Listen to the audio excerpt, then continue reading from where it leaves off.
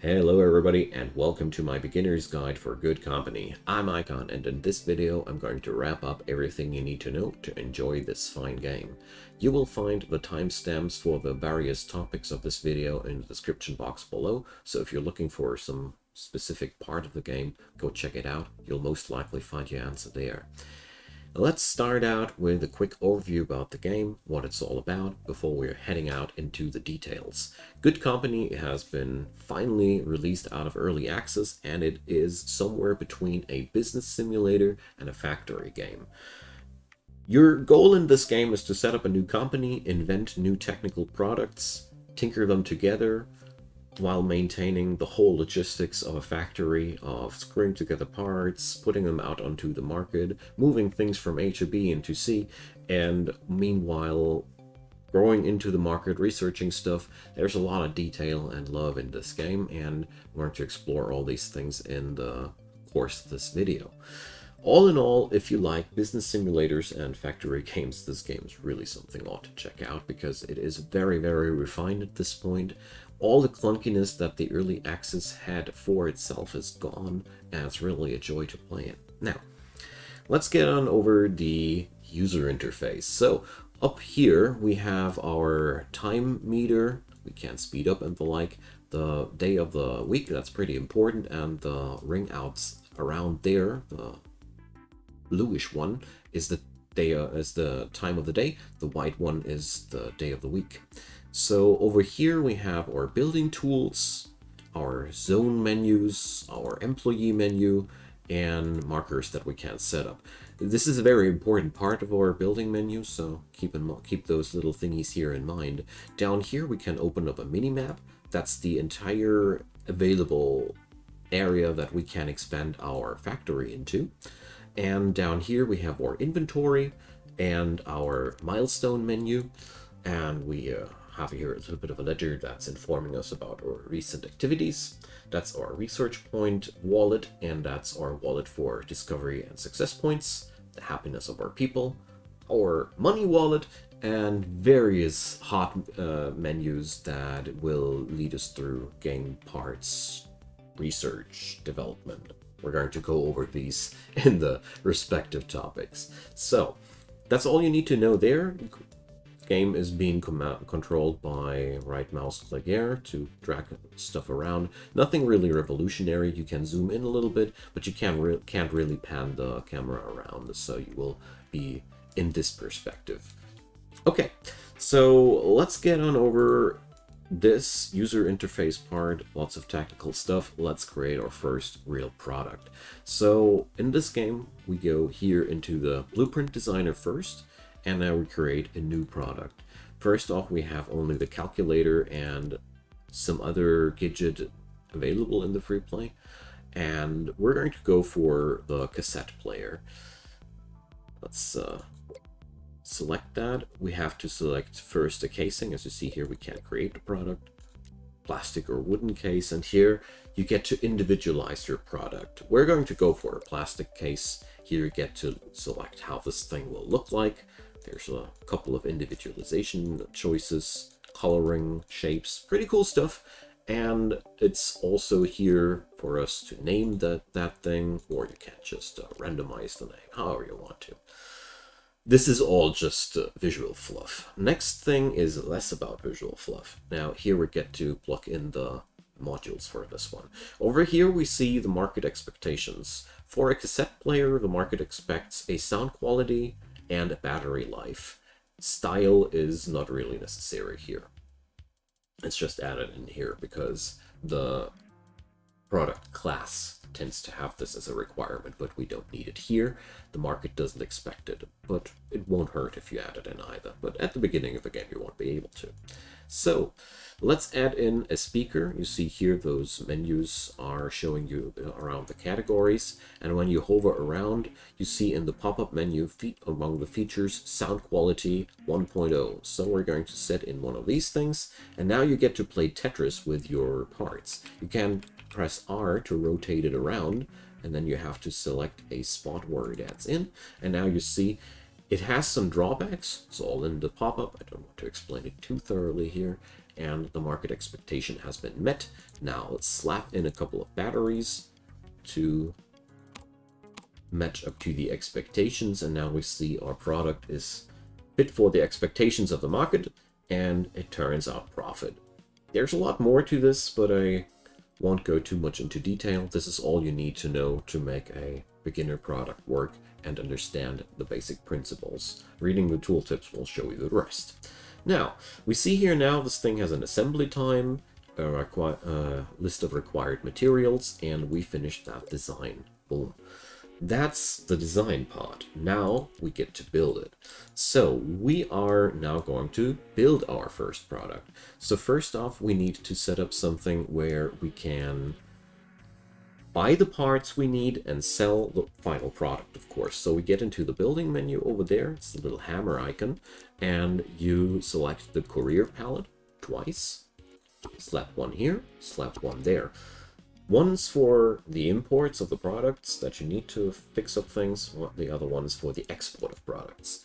Now, the next thing we're going to need are Tinker tables. So we're going to set up 3 of them. You can press R to rotate them, or to put them down here, right next to each other. So that's going to be where we put the parts together for that product. We know we have one casing, we have the speaker, and we have the batteries, so we need 3 tables for that. And last but not least, we need, of course, a assembly table where all these parts will be put together into the final product. So we have now all the workspaces together. To get the ball rolling, we now need to select the product here, the Summer Dream X, and now we see we need a beeper, a single cell battery, and a plastic case. So let's set that up here. Select the Tinker table. You can also just, if that's just overwhelming to you, we're going to go for low power supplies here, single cell battery, and now we see crafting costs and everything set up. And now we're going to hire directly a employee for that by clicking here, Quick Hire. So this way you get directly from the pool of employees one attached to the work table, because no employee, no tinkering. So we now do this for all the other things. We're going to add one in for the plastic casing. And last but not least, we're going to need the speakers. There we have now all the parts for the product. And now we have to import the products that we need for these things to be built. So let's check out this one. This one needs coils and plastic. So we're going to set up here one rule, add rule, plastic, and now plastic will be imported into this storage. The coils are something we can't import because we need to build that for ourselves. So actually we need a 4th Tinker table, but one thing at a time. So here, luckily, plastic goes into the speaker and goes also into the casing, so nothing new here.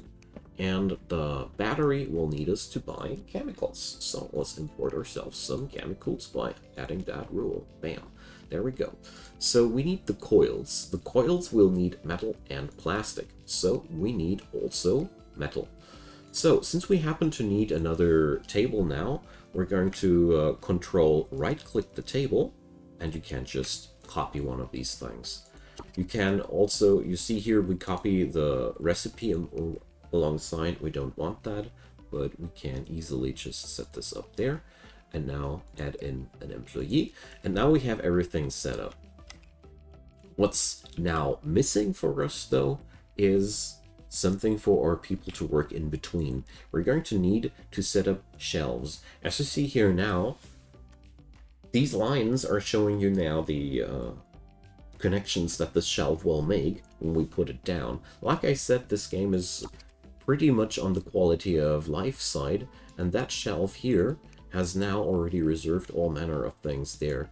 I suggest you to put down more than one shelf to make sure, or do this until here there are free parts yet again. The AI of the game will automatically try to reserve one slot for each needed product in the vicinity. So this way you can just make sure things will happen quite easily.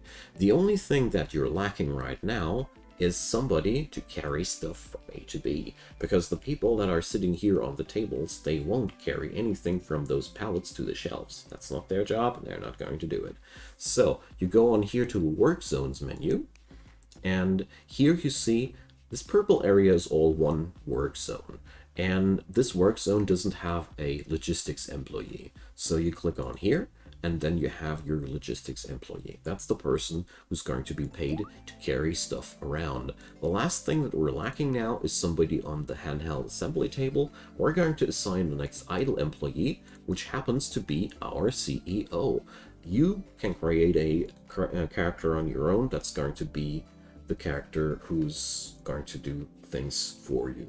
All right, so that's all we needed to do. What's happening now next is the logistics employee is going to carry stuff around, and little by little, people will start working once all these materials are together.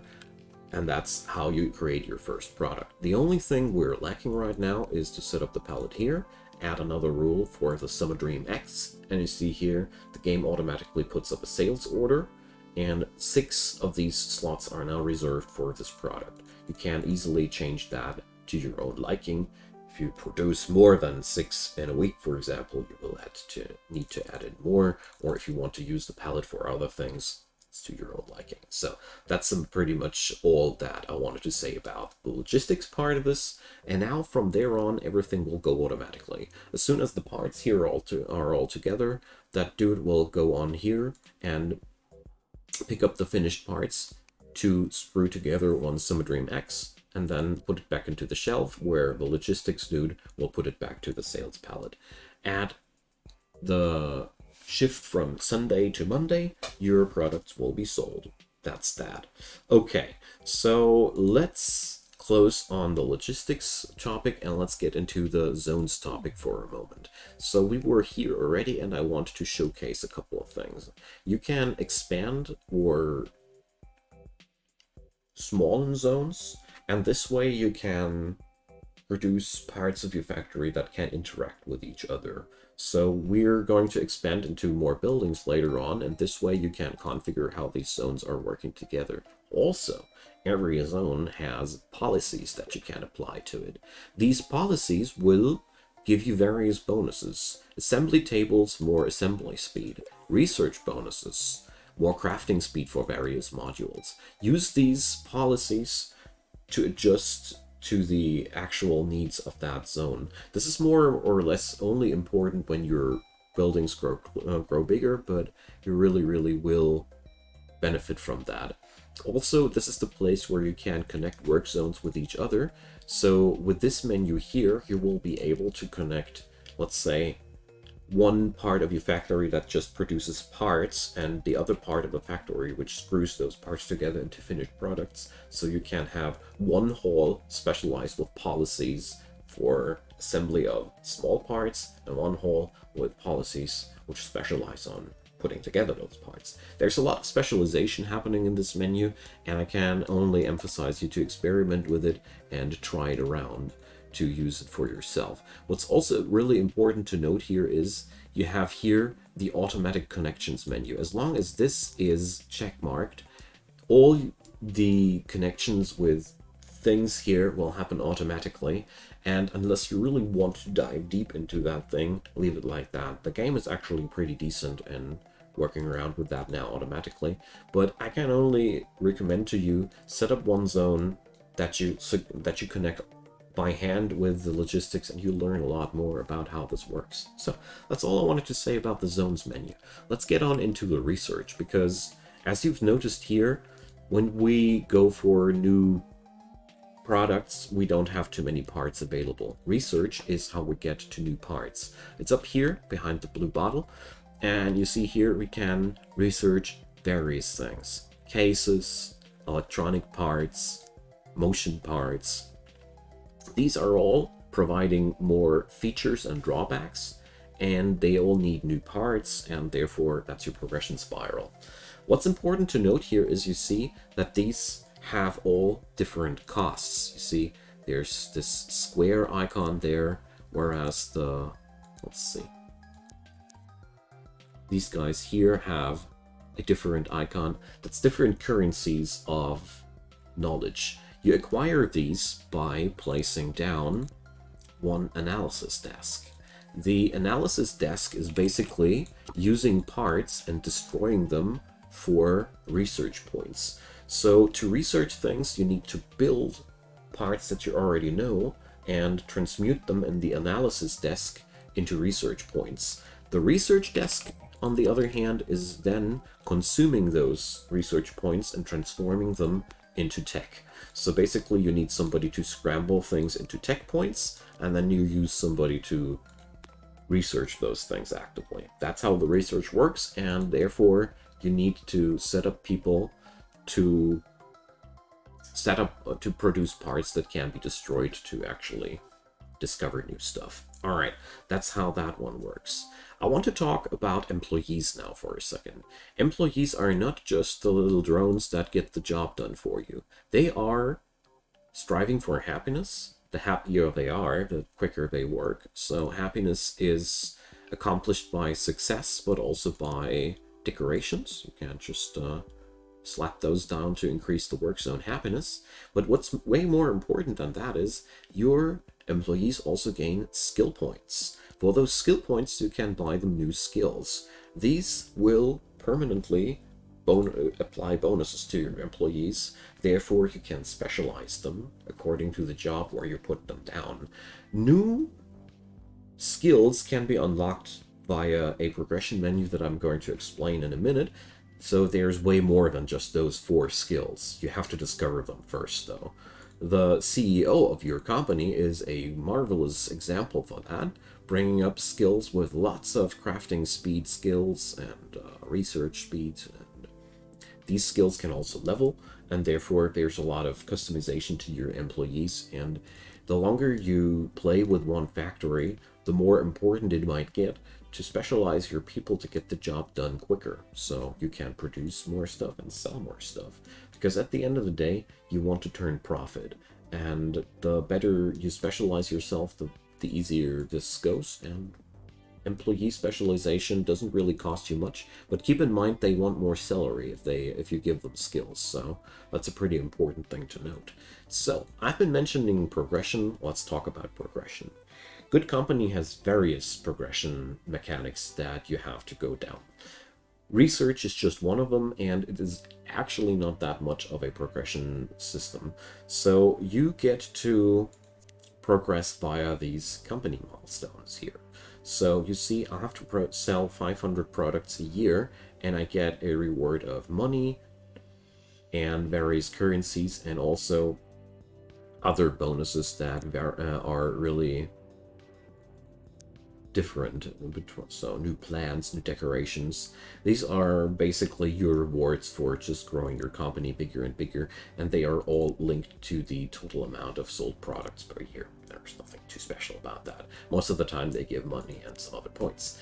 These points, though, the success points and the discovery points, are the really interesting part. So let's talk about the success points first. There is the menu Business Development. Business Development allows you to go for expansion and development. Right now we have that not unlocked, but it's working similar enough.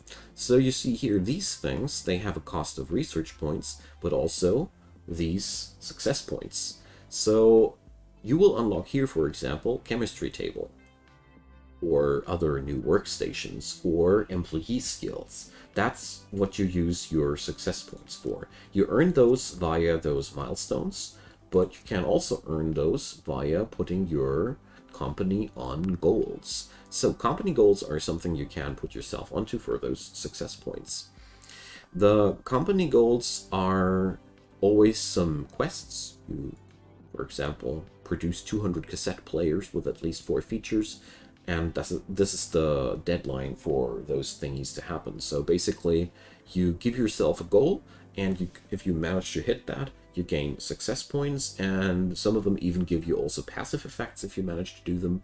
They are basically a way for you to select mini quests that fit to your playstyle at the very moment right now. Pretty cool stuff, and the longer you go for this, the more challenging these goals grow. As you see here, this is merely tier 1 of the company goals, so there's more to discover.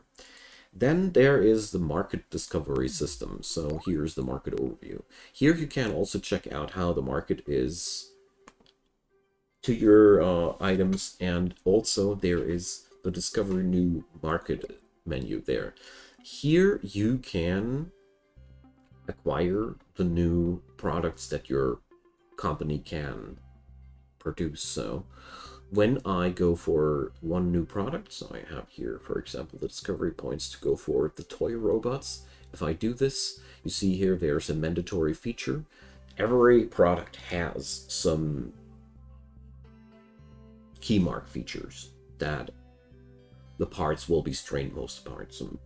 So toy robots are mostly about battery life and so on and so forth. You unlock that, and once you do that, you unlock the entire market. You see the demand and the pricing and all the different things that influence that. So for example, you see here those thingies get more pricey the better these features are, and style is a feature that always increases the pricing. So while it might be not mandatory, it is something that you can use to increase the prices. And now you will be henceforth able to create blueprints for that product, and that's how you do that. These discovery points are a reward for your milestones, and I am not quite sure at this point where the other sources are from. I've played the early access a lot. The full version is not that... I'm not that accustomed to that yet, so forgive me about that, but I do know you definitely get enough discovery points when you level up your company. Feel free to fill that gap for me in the comments section. Okay, so that's the basics about progression, and that's how you go forward in this game. The last topic I want to talk about in this beginner's guide is now expansion. So you won't be able to progress forever in this little shack, and there's other buildings around there. As you see here on the minimap, lots of them. Every building here has this little for sale shield, and if you click that, you get a little bit of a blueprint there, and how much it'll cost for you, how much area it has, and if it has a delivery area or not. These delivery areas that you see here are nothing you can set up. These are defined by the system, and therefore buildings that don't have a delivery area need to be connected otherwise. So this room, for example, would be a good one for research, for example, or fitting together parts that will be put into another building that has a delivery area. So keep that in mind while expanding, and you see here the pricings, and this is the way how you can grow across the map. And what I haven't mentioned yet is there are competitors that will also go for the market, so therefore you have to compete with their products. That's a pretty new feature that you can also turn off in the sandbox if you just want to play peacefully along. Yeah, so the only thing that I didn't cover yet are assignments. These are, as the name implies, assignments for your company to do that give you progression. This is a fairly new system.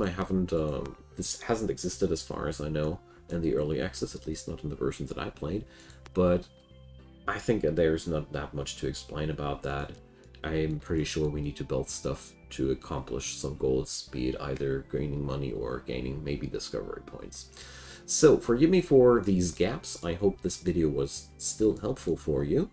We're going to leave it like that. Drop me your comments down below. Leave me your thumbs up if you enjoyed, and of course consider subscribing. There's daily videos coming up on my channel, and also hundreds of videos for strategy and building games in general, so you might enjoy that.